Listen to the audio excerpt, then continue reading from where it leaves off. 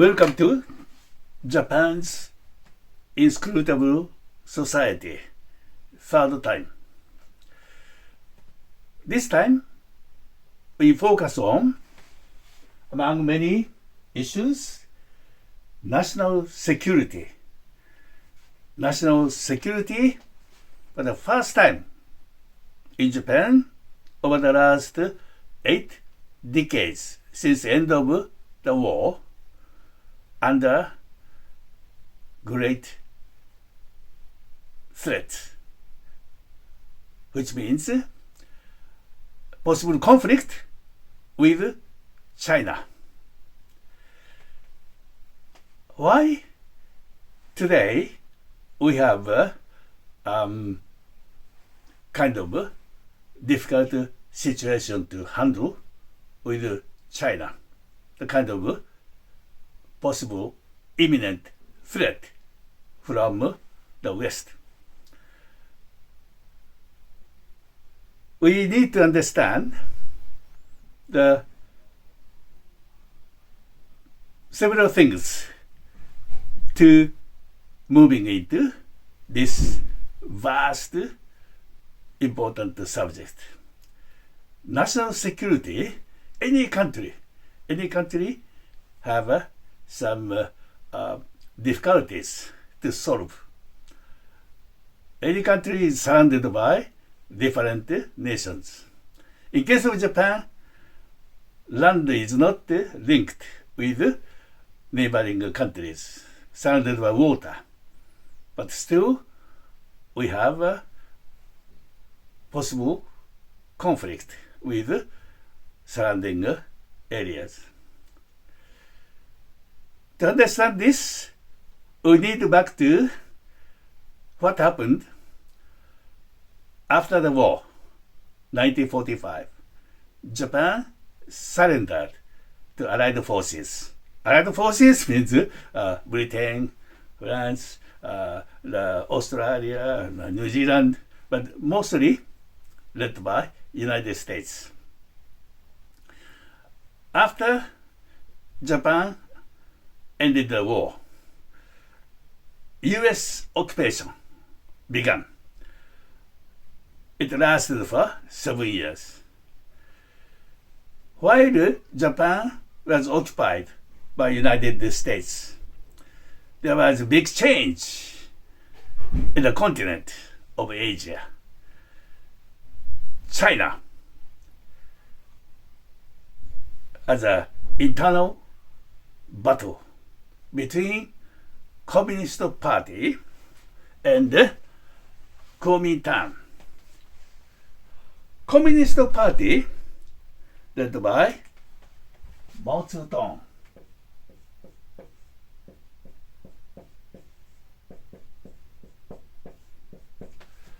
Mao Zedong, we call it Mo Takto.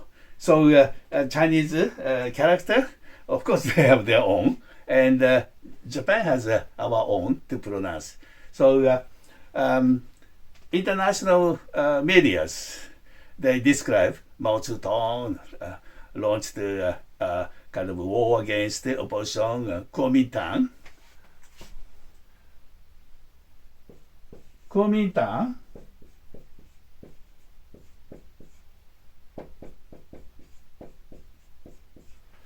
Kuomintang, the National People's Party, led by Chiang Kai-shek.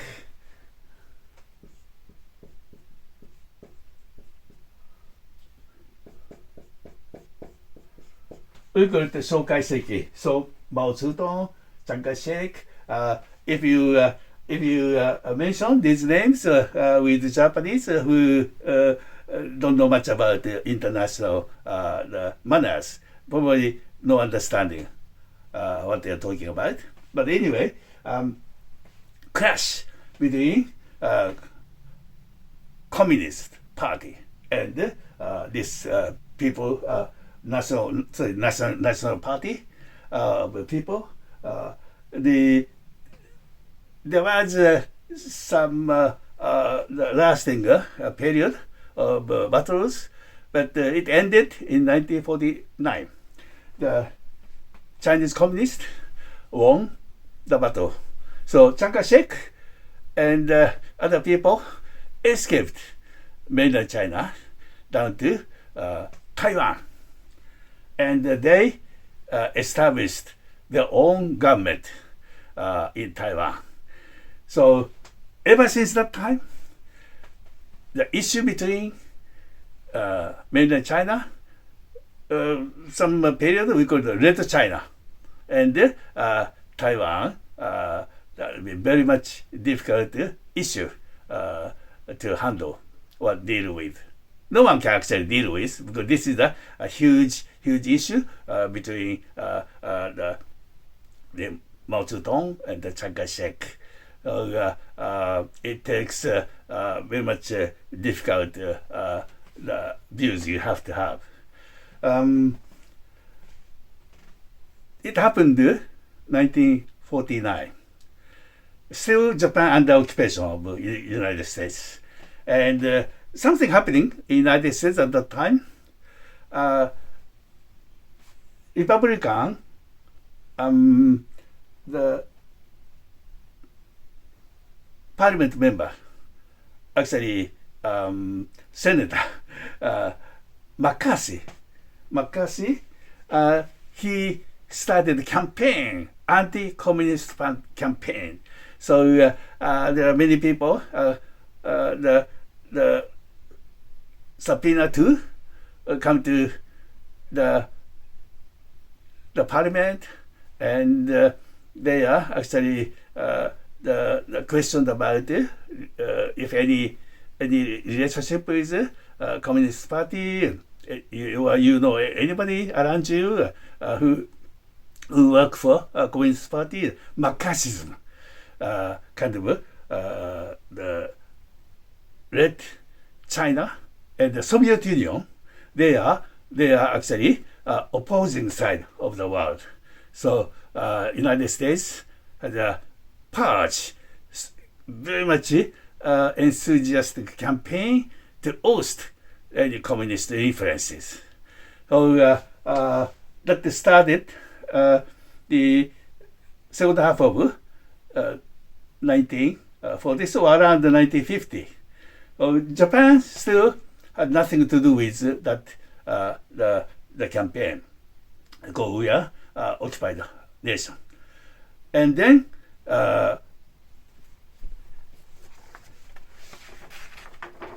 Korean War started. The early 1950s, lasted for 3 years, and ended in 1953. So Korea divided at that time. Two Koreans. So this is the Korea. This is the parallel 38, latitude 38 degree. This upper north, now called North Korea, and down south, South Korea. So North Korea linked to Soviet Union and China. They are all red countries. So after by the end, before end of the Korean War, Japan actually signed international treaty in San Francisco that recognized independence of Japan. It happened in 1952. So Japan returned to the international society and joined the United Nations. So that is the first step of New Japan. After the U.S. occupation, Japan became semi-independent nation, still under strong influence, of course, by the United States.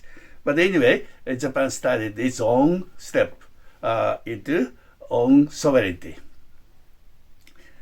No longer emperor, but the new constitution guaranteed the sovereignty by the people. So early 1950s, the Japan have to step forward by its own. And then then comes a strong influence from the communist countries, or socialist and communist, increasing numbers in Japan.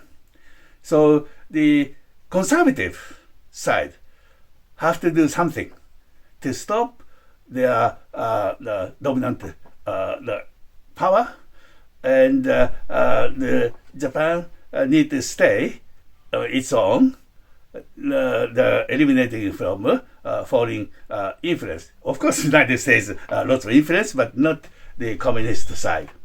So the party, the political party, many political parties, because after the war, freedom of vote, politics completely different from pre-war or post-war the politics. So kind of election campaigns, many new ideas come out, and conservative felt something threatening the power from opposition. So to be stand for the arising socialist ideas for people, they merged two parties. This is a very important part of Japanese politics.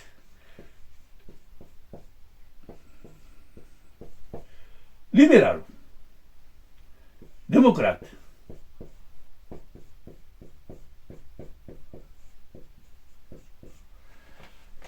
GU, 民主党 is a party. So, liberal democratic party. これが democratic.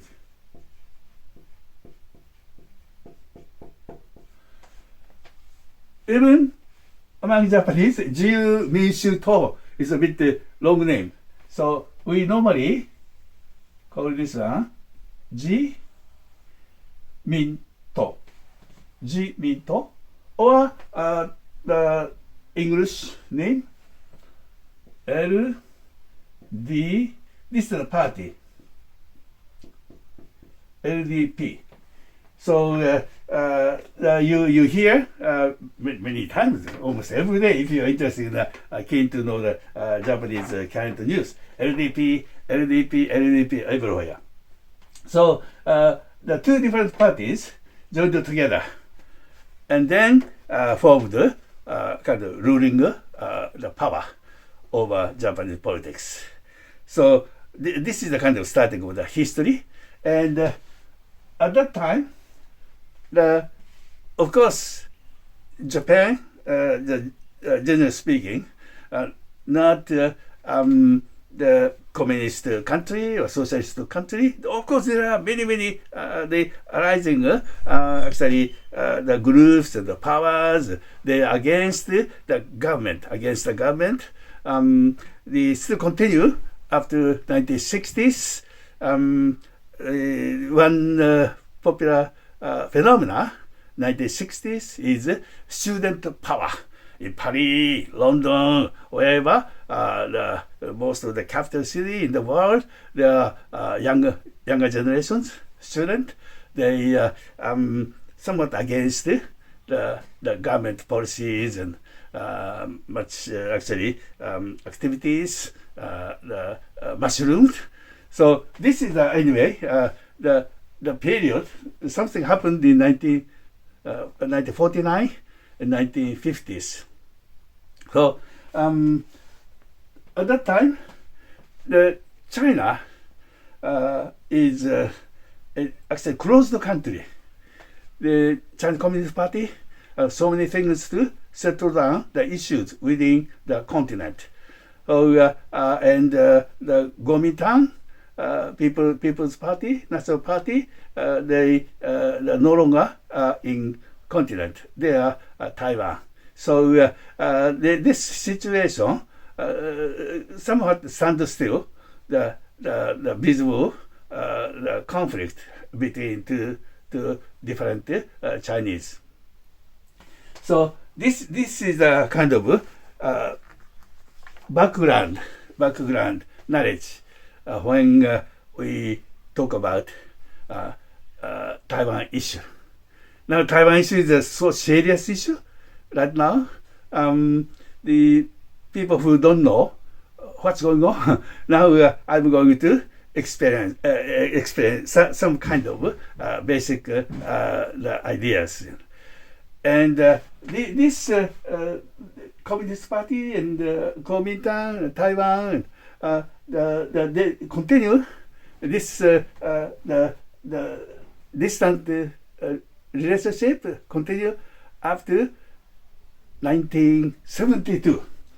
1972, many big things happened.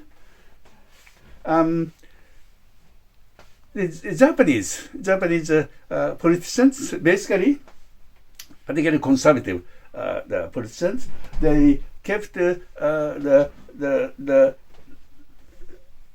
kept actually going to Taiwan and diplomatic relations, economic cooperations, many things actually carried out with the two countries. But the big thing that happened, out of blue, U.S. President Nixon visited mainland China. And they agreed with each other to establish diplomatic relations. This is overpass Japan from U.S. continent to Asian continent without any advance notice to Japan. Japanese government has no idea what happened. But anyway, U.S. linked to mainland China. So Japan have to establish kind of a diplomatic, friendly relationship with China, because Japan no longer can ignore the China. China linked with the U.S. So Japan pushed to the very difficult the corner, which way to go, what to do. So and the Japanese, the China until that time has no contact because no diplomatic relationship. So completely different side we live. But because of that happening, the then Prime Minister Tanaka Kakue, or Kakue Tanaka, Mr. Tanaka made a very, very the challenging decision that he decided to establish diplomatic relationship with China, open door to China. But China accepted it or not, it's up to them. So Mr. Tanaka crossed the water to visit China and met with Zhou Enlai, the Prime Minister, and he's a very, very able person, close to Mao Zedong. And they met each other and discussed and put the signature for the open door policy. With the many conditions, Japan have to promise economic development or social development, make a contribution to China, and also most important political factor to decide whether the open door policy is realistic or not is the one the article on the agreement that Japan understand that China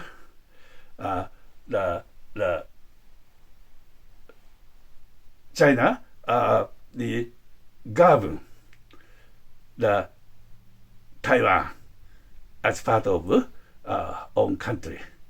So this is a very touch issue, and very hard to understand. The sentence said that Japan understand that China is insisting that Taiwan is part of China, and the Chinese read this that the Japan recognized, agreed that Taiwan is part of China.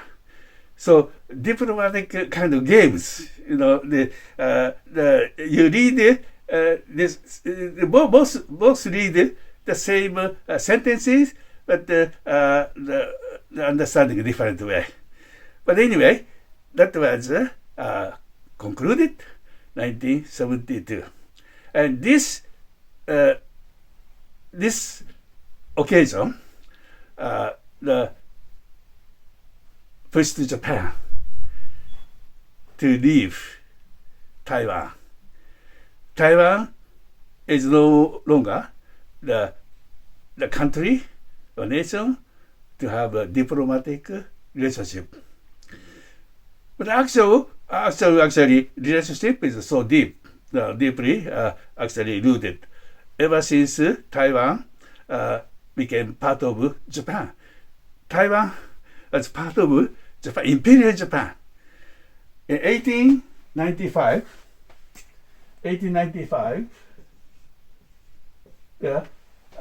Sino-Japan War. Japan beat China. So Taiwan was under the Japanese influence. So ever since that time until 1945, for half century, Taiwan was part of Japan. So Japanese culture, the taught, and Japanese language taught at the school. So the people gradually actually being naturalized to Japan. That was a half century history. 1945, by the end of the war, the Taiwan no longer the part of Japan. And 1949, Chiang Kai-shek escaped China to Taiwan. So Taiwan turned to be completely different, the part of Asia. So, but anyway, there's a kind of course of the history like this behind the issue of Taiwan. So, since 1949 until until today, even today, Taiwan is not actually the country to be considered, to be supported by most of the world. The United Nations accept only one China, which is Communist China. Taiwan was out of the list. So the very limited countries still kept diplomatic relationship with Taiwan. But as mainland China power, growing economic power and political power, military power, and the Chinese are very good at diplomatic maneuvering. So gradually they actually collect the support from the many countries, which are small country, and the many small countries, they need kind of outside help, kind of financial support and economic actually injections to stimulate some kind of industry, local industry. And China has been doing this worldwide. So now, if anything proposed by China at the United Nations, there are large number of countries, they vote for China. So the situation after 1949, 1970s, 80s, China still a poor country. And when big thing happened, Tiananmen Square incident, which happened in 1989, the huge student power, young people, they are against the communist the rules, government. So tens of thousands of people come to join the demonstrations, marching, but that movement was crushed by the decision of Deng Xiaoping, Toshouhei in Japan. It takes sometimes. So that's Deng Xiaoping, who is actually the kingmaker. There are president, prime ministers, but actually behind them, Deng Xiaoping was most influential person in China. So the Deng Xiaoping is a very clever man.